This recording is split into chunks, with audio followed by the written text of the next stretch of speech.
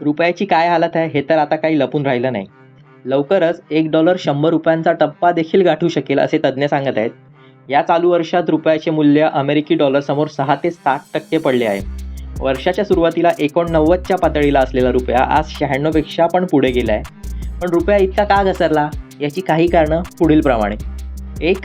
खनिज तेलाच्या वाढत्या किमती.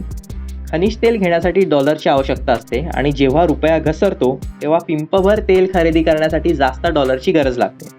आपल्याला आपल्या गरजेच्या तब्बल 90% खनिज तेल आयात करावे लागत असल्यामुळे खनिज तेलाच्या वाढत्या किमतींमुळे रुपया आणखीनच खाली जात आहे. 2. सोने खरेदी.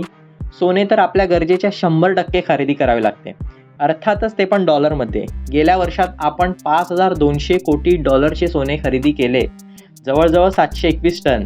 त्यामुळे रुपया आणखीनच खालावला. 3. परदेशी गुंतवणूकदारांची निरंतर माघार.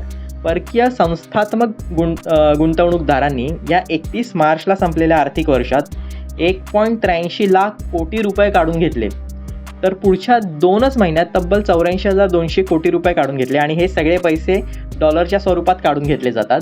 त्यामुळे डॉलरचा ओघ आपल्या देशातून बाहेर गेला. या उलट येणारी गुंतवणूक फारच कमी आहे. त्यामुळे देशात येणाऱ्या डॉलरची संख्या घटली. याचा परिणाम रुपया घसरण्यात झाला. यात भर पडली ती अमेरिकेने लादलेल्या आयात शुल्काची. 4. भांडवल निर्मिती. खरं तर परदेशी सोडाच देशी भांडवलदार पण इथे थांबायला तयार नाही आहेत. त्यामुळे पण डॉलरची किंमत वाढत जाते आणि रुपया डॉलरसमोर घसरत जातोय. अजूनही खरं तर अनेक कारणे आहेत. आपल्याला त्यापैकी काही माहीत असतील तर कमेंट करून नक्की सांगा. कृपया माझ्या चॅनलला लाईक, शेअर आणि सबस्क्राईब नक्की करा. धन्यवाद.